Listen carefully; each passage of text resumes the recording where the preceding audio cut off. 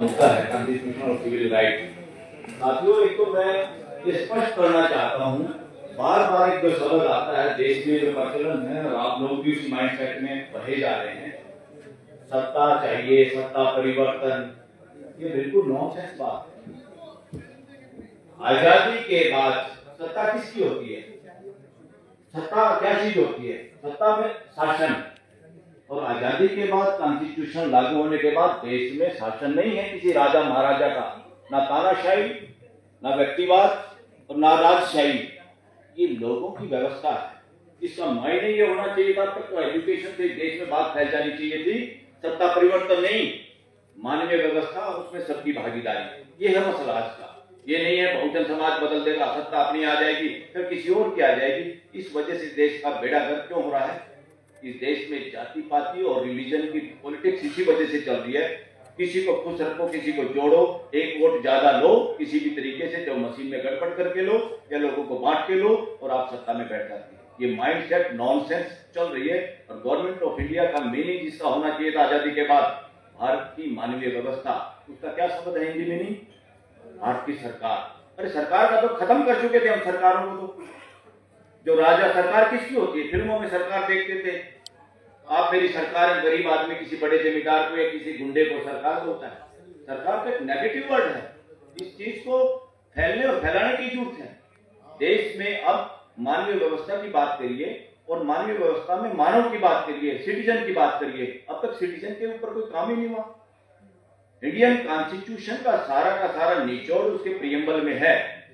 उसमें न्याय का मतलब ये है कि आपको पॉलिटिकल, सोशल, इकोनॉमिकल जस्टिस का मतलब ये है, अगर उसमें समाज में धर्म में जैसे भाईचारा, बंधुत्व, फ्रेटर्निटी बढ़नी चाहिए। सुप्रीम कोर्ट का कोई फैसला हो, उसे फ्रेटर्निटी बढ़नी चाहिए। पार्लियामेंट में कोई कानून पास हो, उसे फ्रेटर्निटी बढ़नी चाहिए। इकोनॉमिकल कोई फैसला हो, उसमें भाईचारा बढ़ना चाहिए, तब बढ़ता है। परिवार की राजनीति और देश की राजनीति में कोई फर्क नहीं, कोई रॉकेट साइंस नहीं है। कोई ये नहीं है कि ये बड़ा पॉलिटिशियन है, छोटा, सिर्फ परिवार। हम परिवार में क्या मेजोरिटी के हिसाब से कानून बनाते हैं क्या? This is nonsense going on in this country. और पार्लियामेंट के अंदर सीटिंग प्लान भी जो देश ने अडॉप्ट किया, बाहर के मुल्कों से नकल मार के, ट्रेजरी बेंच, अपोजिशन बेंच, इसको कुरुक्षेत्र का मैदान बना के रण क्षेत्र बना दिया। ऐसे लोगों को अकल ही नहीं, अल्फाबेटिकली पार्लियामेंट में बैठते थे। उसमें क्या हो रहा है? कोई नरेंद्र मोदी अपना भाषण देता तो सारे ताड़ी पीटते हैं, राहुल बोलता तो बाकी ताड़ी पीटते हैं, कोई और नेता बोलता तो ताड़ी पीटते हैं। क्यों पीटते पता आपको? बहुतों को तो बात समझ में नहीं आती, बहुतों को ये पता है, मन में गाली देने का मन होता है कि नॉनसेंस बात कर रहा है, मगर ताड़ी इसलिए बजाते हैं कि उसका फोटो आता है, वो रिकॉर्ड चेक हो जाएगा, इसने ताड़ी नहीं बजाई, उसकी टिकट काटो। तो इतने बड़े बैगर जो हैं, सबसे बड़ा भिखारी जो चौराहे पे लोग खड़े होते हैं, सुप्रीम कोर्ट के चौराहे पे भी बैगिंग होती है। सबसे बड़े बैगर आज वो लोग हैं जो एमएलए, एमपी बनने की कतार में, टिकटों की कतार में। देश के सबसे बड़े भिखारी वो लोग। इसलिए आप लोगों को भागीदार बनना है या एमएलए, एमपी बनना है?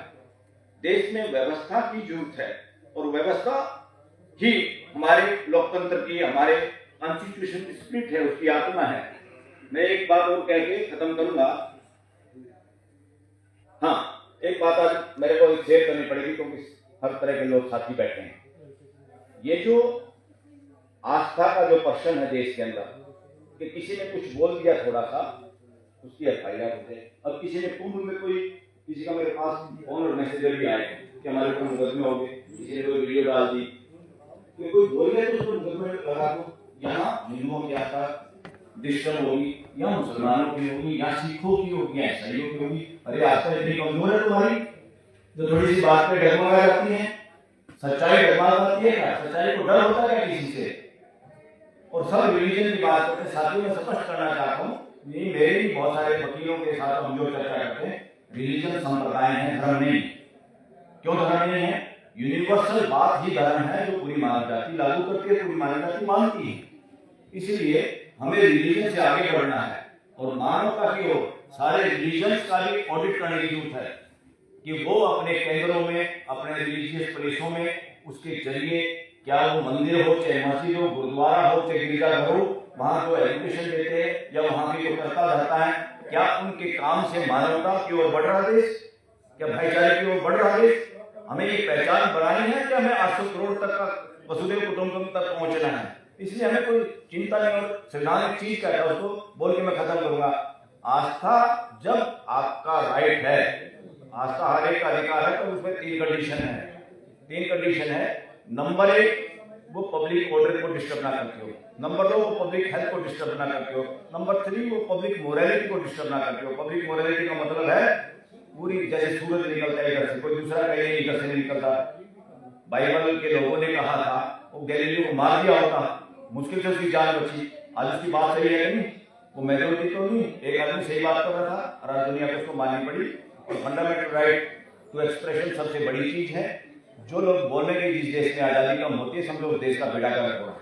और मैं इस मुद्दे पे बार बार बोल चुका, मैं केवल आप, मुझे अभी पता चला उनके फादर हैं, उस बच्चे के जो जेल में है, हम लगातार उसकी भी बात करते हैं। और मैं तो बार बार इस बात की भी करता हूँ कि इस देश में ऑडिट करने की जरूरत है, जजों का भी ऑडिट करने की, क्योंकि जजमेंट का भी ऑडिट करने की जरूरत है। कौन जज है, उसके सामने कौन केस है, किसमें जमानत मिलती है और किसमें जमानत नहीं मिलती है, इसको एक्सपोज करने की जरूरत है। और मैं इसको लगातार एक्सपोज भी करता हूँ। बोलने का अधिकार, एक लड़के से घबरा गया और सब बहुत तुम्हें खतरा होगा कि देश की अखंडता, एकता फैलाने का खतरा है।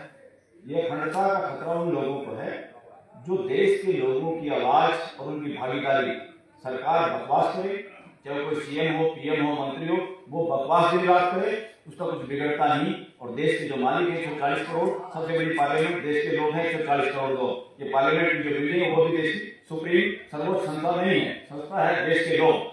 और उसमें बोलने वाला किन लोगों को आतंकवादी, नक्सलवादी बताया जाता है, अलगाववादी? सिर्फ वो लोग जिनमें बोलने की हिम्मत है और जो भागीदारी सुनिश्चित करना चाहते हैं, जो संविधान की स्पिरिट को, इस देश को लागू करना चाहते हैं, जो देश के लोगों के अधिकारों की बात करते हैं। वो लोग आतंकवादी नजर आते हैं, वो लोग नक्सलवादी जो जंगल जमीन की रक्षा कर रहे हैं, वहां पे कब्जा करना है किसी कैपिटलिस्ट को।